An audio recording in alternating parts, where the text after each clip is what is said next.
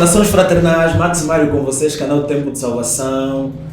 Ele pode ser um pouco seu se você se inscrever, ativar o sininho das notificações, partilhar com os teus amigos, marcar eles nos comentários e essa toda coisa. Pessoal, nós começamos agora com uma série de devocionais diários. Se tu quiseres recebê-los, deixa o teu WhatsApp nos comentários, nós teremos muito gosto em partilhar conosco os nossos devocionais. É muito bom começar o dia com a palavra de Deus. Hoje eu tenho cá no canal um convidado especialíssimo, o pastor Abraão Jorge. Pastor, bem-vindo. Muito obrigado. Amém. É um prazer estar aqui com você no canal Tempo de Salvação. Amém. Glórias a Deus. Pastor, o que é ser pastor jovem em Angola? É bom porque o nosso país é muito jovem. Sim. E você tem um público para falar muito grande. Sim. Então, a maior parte das vezes eu estou rodeado de jovens, nas minhas redes sociais eu falo para jovens, e eu tenho público, e isso é muito bom, né? Faz com que você se identifique com as pessoas e não tens que transformar tanto a tua mensagem para um certo grupo de pessoas que tem dificuldade de compreender você. Na verdade, é a personificação daquilo que já és, não é? Exatamente. Transformar aquilo através da mensagem de Cristo. Sim, o pessoal fala a minha linguagem, compreende o meu estilo, e isso aqui é muito bom. Mas a outra coisa que faz ser um desafio, ser pastor jovem aqui em Angola, é a maneira como nós lidamos com a palavra de autoridade. Sim. Né? O angolano, o africano, o banto. Certo. Ele... antes de ouvir e interiorizar a palavra, ele quer saber e ver quem fala, certo. Quem é o portador da palavra. Não apenas o que fala, mas quem fala. Ou seja, não apenas a mensagem, mas o mensageiro. Exato. Quem é a pessoa. E para nós africanos, quem tem autoridade de falar no Django é o ancião, é o mais velho, é o homem com cabelos brancos. Né? A palavra de autoridade, de orientação e que vai gerir as pessoas na tomada de decisão nunca vem do jovem, vem do mais velho. Isso está enraizado dentro de nós. Mesmo as pessoas não tendo conhecimento desse conceito, elas sabem que a palavra de autoridade é do ancião. Então, quando você se levanta para falar, as pessoas elas vão ver quem você é, a jornada de vida que você já traçou até agora. E elas questionam a tua palavra muitas vezes pelo fato de você ter pouca idade. Isso aqui é um desafio. Mas que com muita sabedoria é possível lidar com isso de forma tranquila e saudável. Amém. Pastor, alguma vez o pastor alguma vez já pensou em desistir? Alguma vez já se frustrou com o ministério pastoral? Olha, que pergunta interessante. Sim. Eu nunca me frustrei com o ministério pastoral. Sim. Eu fui ordenado em 2016. Sim. Estamos agora em 2020 e se tivesse que repetir esse processo, eu faria exatamente as mesmas coisas. Sim. Eu iria para o seminário, eu estudaria, eu investiria meu tempo, meus recursos dentro ainda do ministério pastoral. Mas eu já me frustrei sim, não com o ministério, mas com a estrutura denominacional, a estrutura do homem, né? A forma como as coisas estão organizadas, os nossos processos, os nossos departamentos, ministérios, essa estrutura toda humana já me frustrou e até agora não encontro muita paz em lidar com ela.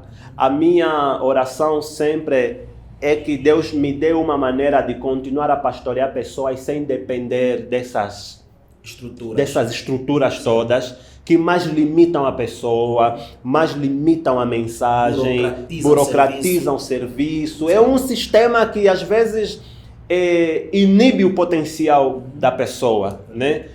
Deus dá uma direção para o teu ministério e a estrutura dá os seus limites e diz, as balizas, exato. Essa estrutura cansa, frustra, muitas vezes eu quis desistir dela e até hoje volta e meia eu devia sair daqui.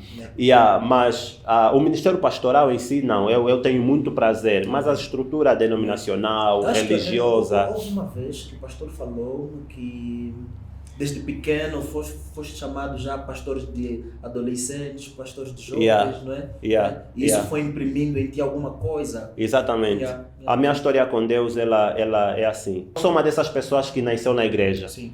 E foi crescendo nessa atmosfera de Deus, né, de religião. Sim. E o meu caráter influenciou, eu sou um pouquinho reservado, apesar de não parecer, Sim. mas eu sou um pouquinho calmo, falo menos e tal. E as pessoas sempre foram me associando ao ministério. Sim. Quando era criança, me chamavam de pastor das crianças. Quando era adolescente, me chamavam pastor dos adolescentes. Sim. E aquilo foi trabalhando. Eu acredito hoje que era Deus trabalhando em meu coração para me acostumar com essa ideia de ministério. Quando Ele me chamou de facto, eu não tive nenhuma resistência, porque aquilo já era um hábito, Sim. né, dentro da minha vida. Sim. Então Deus foi trabalhando comigo assim. Até um dia, eu me lembro que o pastor Mário, pastor da Primeira Igreja Batista, Sim. até naquela altura, ele deu uma pregação e fez o apelo no final, mas aquela pregação foi diferente. Ele não fez o apelo para as pessoas se reconciliarem com Deus, aceitarem Jesus pela primeira vez. Ele fez um apelo específico para pessoas que querem servir no ministério pastoral, para pessoas que querem ser pastor. Desafiou os jovens e disse: quem quer ser pastor, vem aqui em frente. Uau. Eu nunca vi algo parecido, porque hoje em dia as pessoas não fazem apelo desse tipo, né? Muitas vezes é com outras coisas. E eu me vi lá em frente, automaticamente me vi lá em frente. E eu fui ordenado, agora estou a servir ao Senhor. Amém. Yeah. Mas uma coisa me chama muita atenção. Tendo tu crescido em uma estrutura religiosa, não é?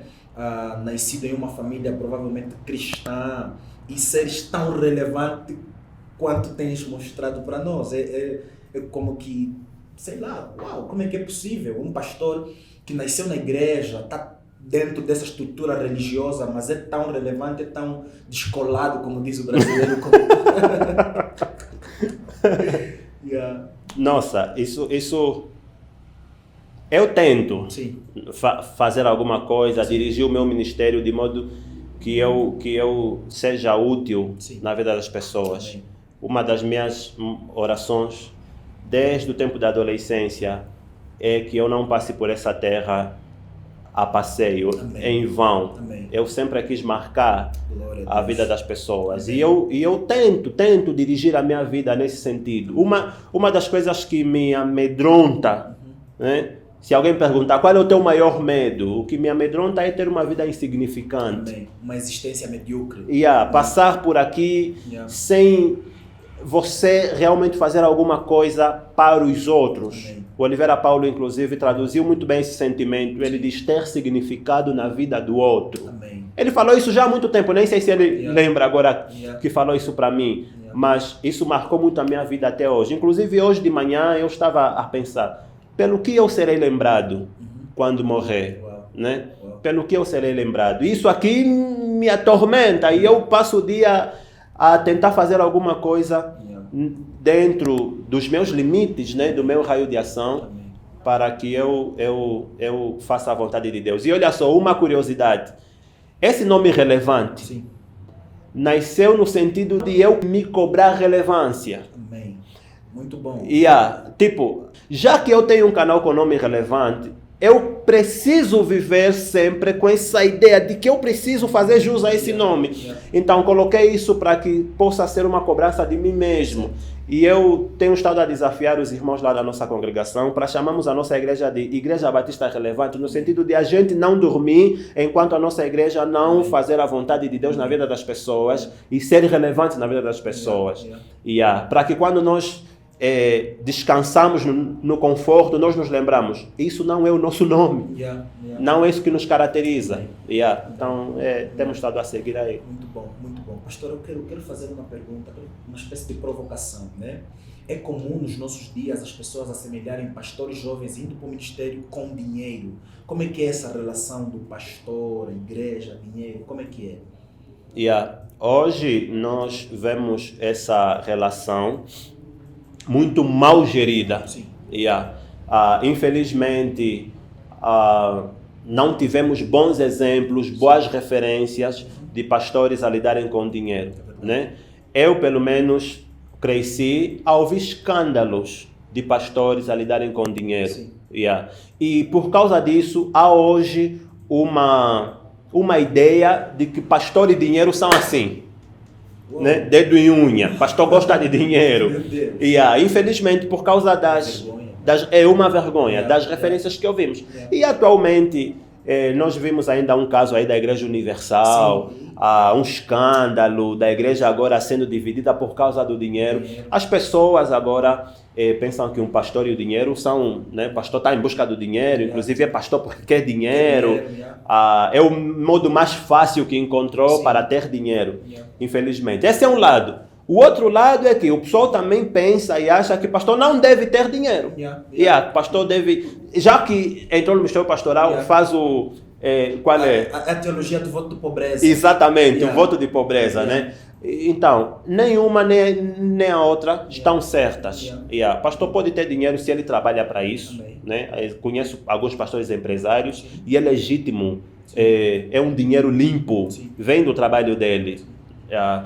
Mas então, para os pastores que dependem simplesmente da igreja e contam com o salário da igreja para sobreviver, o conselho é não coloque as mãos na administração da igreja. Esse é o ideal, né? Há pastores que não conseguem fazer isso, não conseguem delegar, mas eu acho que o pastor não devia administrar a igreja. O pastor, como o próprio nome já diz, pastoreia, né? Dirige as pessoas, mostra o caminho.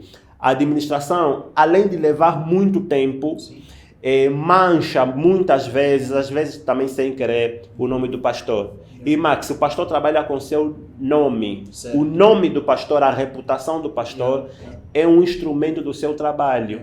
Porque se o nome do pastor estiver manchado, a sua mensagem ela é questionada muitas vezes. Então, delegue a administração da igreja, delegue esse para que você...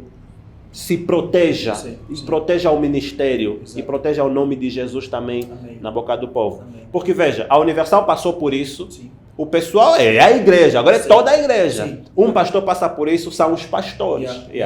Muito complicado. Olha, houve uma pesquisa que foi feita há anos atrás que as profissões mais manchadas eram 3 P's: pastores, políticos e policiais. Veja só. Essa pesquisa foi feita no Brasil há anos atrás e ela é real até hoje, não é? Políticos têm muito má reputação pela maneira conforme administram as suas nações. Pastores, muitos deles têm muito má reputação pela maneira conforme administram suas igrejas, não é? E policiais por serem corruptos e assim por diante. Não todos, não é?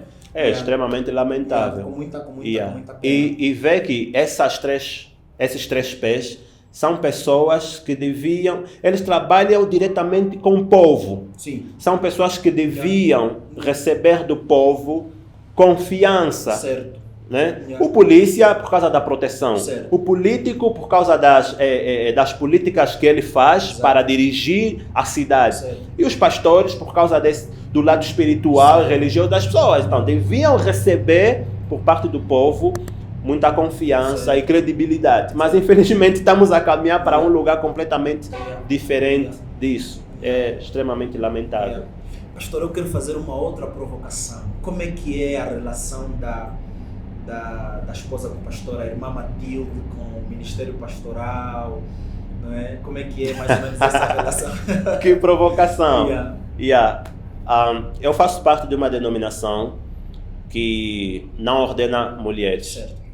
Nem o ministério do pastor se estende para a esposa do pastor. Ou seja, a esposa do pastor não é necessariamente a diaconisa ou a líder do ciclo de oração e sinais. Não é. Mas isso é no papel. Porque na prática não é isso que acontece. Na prática as pessoas acreditam que a esposa do pastor, inclusive os filhos do pastor, acabam por receber uma extensão do ministério do pai e do marido. Muitas das vezes são muito cobrados. Muito cobrados. Então, a esposa, apesar de não ter vocação para lidar com senhoras, moças, adolescentes, lhe é exigida que ela faça aquilo. Ela não tem vocação para aquilo, mas pedem que ela faça. A minha esposa, de forma particular, ela é uma excelente auxiliadora do meu ministério. Auxiliadora, mas não é o ministério dela. Ela me ajuda bastante, mas eu não espero que ela faça o que eu devia fazer. E ensinamos a igreja aos poucos que ela não deve fazer o que o pastor ou uma outra pessoa, a convocação para aquele trabalho deve fazer. Mas é difícil, é uma luta. Inclusive, quando eu não era ordenado a pastor, o nome dela era Matilde. Sim. Depois de ser ordenado, o nome dela passou a ser mamã pastora. Porque é uma pastora feminina na configuração. Então, tudo que eu faço pela igreja, ela faz pelas mulheres. O pensamento é esse. Sim. E isso muitas vezes frustra as mulheres dos pastores, porque ela não tem vocação para aquilo. Certo. Ela tem um dom específico dado pelo Espírito Santo, para o crescimento da igreja. Certo. Se for um dom muito associado ao ministério do marido, glória a Deus. Amém. Se não for, as mulheres de pastores não devem ser frustradas por causa disso. E, infelizmente, vai começar a ficar difícil os jovens que estão no seminário e têm vocação de pastor encontrarem uma esposa por causa dessa frustração. Né? As meninas começam a ver as lutas e as dores das esposas dos pastores e começam a dizer, opa, não, não quero isso para mim. Não quero isso para mim, né? Por causa de uma má compreensão. Já as denominações que ordenam mulheres, ou quando o marido é ordenado a pastora, automaticamente a mulher é pastora, isso é mais leve. Mais leve no sentido de que oficialmente é esperado que ela faça aquilo, e por ser esperado, ela é preparada para aquilo. Né? Então pode ser mais leve. Mas as denominações que não esperam isso das mulheres de pastores como é a minha, elas não preparam as esposas para ser uma pastora da igreja. Elas recebem preparação, mas não no nível de servir a igreja como pastor. Certo. Sim no nível para auxiliar o marido. Pastor, qual é o livro que revolucionou a tua caminhada cristã? Ok, primeiro eu disse C.S. Lewis, Cristianismo Puro e Simples. Muito bom esse livro, explode a cabeça. E quando você lê, você se pergunta por que eu não li esse livro antes. Então, C.S. Lewis influenciou muito a minha vida. O outro é um livrinho pequenino de Ed Renekiewicz, intitulado Quebrando Paradigmas. O terceiro e último é o livro de Timothy Keller. Eu não posso deixar de falar de Timothy Keller. Timothy Keller foi o primeiro livro dele que eu li. E foi uma oferta de uma amiga nossa em comum, da Isa, do Brasil. Isa, Deus abençoe. A Isa me apresentou o Timothy Keller, porque ela me perguntou, posso te oferecer um livro? Eu disse que sim, escolhe você. Aí ela comprou um livro de Timothy Keller intitulado Igreja Centrada. Foi assim, eu enquanto estava lendo aquele livro, eu enviava mensagem para Isa dizendo, esse livro foi como uma luva e tal. Como é que você sabia que eu precisava de ler isso? Foi num tempo que eu estava a planejar implantar uma igreja. E aquele livro, inclusive o subtítulo diz Implantando um Ministério na Sua Cidade. Foi muito bom. É um curso. Parece que fala muito sobre evangelismo urbano. Evangelismo urbano. Apologética. Exatamente. Como você pode falar para pessoas céticas, como você pode ter uma ação intensa e saudável na cultura vigente, como você pode contextualizar o evangelho, a pregação. Muito bom. Então esses 3 livros aqui influenciaram muito, desconstruíram muitos conceitos que eu trazia, né, errados, e acrescentaram novas coisas, direcionaram a minha forma de pensar. Muito bom. Pastor, qual é a diferença que o pastor estabelece entre um pastor e um teólogo? Ok. De forma assim, bem simples, o teólogo produz teologia, né? E o pastor pastoreia pessoas. Só que eu falei de forma simples, porque a contra-pergunta devia ser, mas o pastor não faz teologia? Também faz.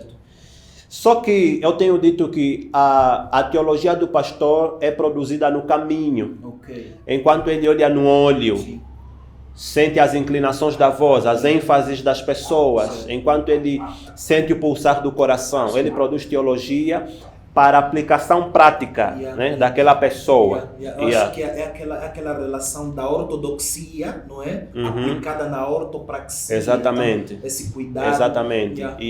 O teólogo não necessariamente. O teólogo pensa nas implicações também, mas ele está muitas vezes, geralmente, claro que tem muitas exceções, ele está no seu gabinete, com os seus livros e faz teologia aí. Você já leu escritos dos pais da igreja? Já. São densos e complicados de compreender. Aquilo na senhorazinha que está lá no templo e tal, não faz diferença. E ela pode olhar para o teólogo e perguntar: do que você está falando? É aquela cena, desculpa, pastor, é aquela cena que nós temos visto hoje. Hoje o debate entre calvinismo e arminianismo se enfatizou tanto, não é?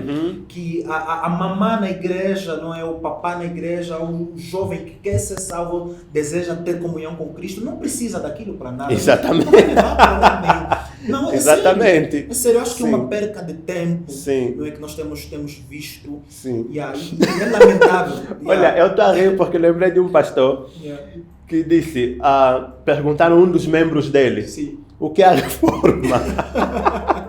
E o membro daquele pastor disse: reforma é colocar uma nova chapa na igreja, rebocar as paredes. Porque o pastor dele não se preocupa em estar a explicar a reforma. Ele não está endoidado com a reforma para cima do membro, né? Mas ele explica o evangelho, as questões práticas, as implicações no dia a dia para o membro daquilo. Então é isso aí, são as inclinações, os caminhos diferentes que cada um toma. Pastor, qual é o teu ponto de vista sobre pastor e política? Eu acho que o pastor deve se envolver com a vida das pessoas na cidade. Certo. A maneira como pensam, como fazem as coisas. E isso é fazer política, né? Quais são os pressupostos para a tomada de decisão, como cuida do pobre, como cuida da família, tudo isso é política. O pastor está preocupado com isso. Mas ele precisa ver a sua inclinação dentro desse debate. Eu, por exemplo, eu não gostaria um dia de fazer política partidária e não aconselho que um pastor faça. Porque você tem pelo menos a maneira como o nosso país está configurado, você tem uma entidade ou uma instituição em cima de você que exige que o teu pensamento esteja sincronizado ao pensamento da identidade, da entidade, né? Do partido. Então isso condiciona muito as opiniões que você dá, as conclusões que você tira de um determinado assunto, porque o partido não pensa assim, então você tem que dançar aquela música. Mas políticas públicas, isso pode e deve se fazer. O pastor precisa ter uma opinião, precisa se inserir, precisa estar na vida pública, precisa falar, precisa questionar, precisa denunciar, né? Pastor precisa se envolver com essas coisas todas. E o que ele não pode ter é a opinião presa. Exatamente. Ele não pode ter a opinião presa. E as filiações partidárias fazem com que você fique preso. Muitas vezes. O pastor, ele conhece o coração de Deus, lê o que a Bíblia fala, olha a cidade, vê como a cidade vive, como a política é feita, denuncia, questiona, aponta caminhos. Ele não está preso a nada. Então é essa relação que se deve ter. Mas a que se tem não é essa. Infelizmente, os pastores se inseriram nos partidos, falam em nome de alguém, recebem bônus desse partido, desse alguém. Com muita pena. E, infelizmente, acabam sendo covardes. Não denunciam pecados, não denunciam práticas que ofendem a humanidade. São calados. Isso acaba por inibir a ação da igreja no mundo, não é? Enquanto pastor, como voz autorizada, não é? Com certeza.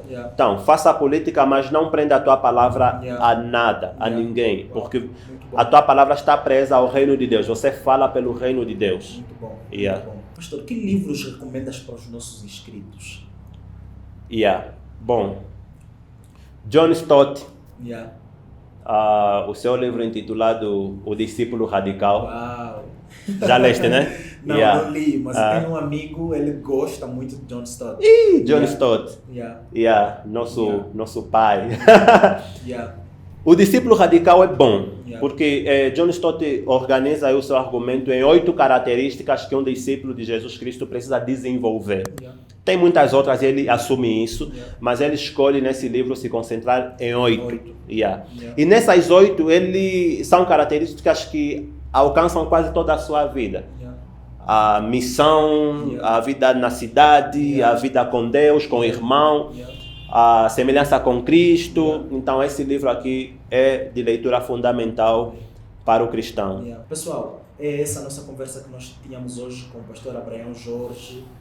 Você pode segui-lo nas redes sociais, no Facebook, Abraão Jorge Epalanga, não é? No YouTube, canal Relevante, e em muitos outros lugares, não é? Ele é pastor da Igreja Batista Relevante, a comunidade do Lessambo, não é? Cá na cidade do Ambo, em Angola, e ele tem sido uma bênção para nós.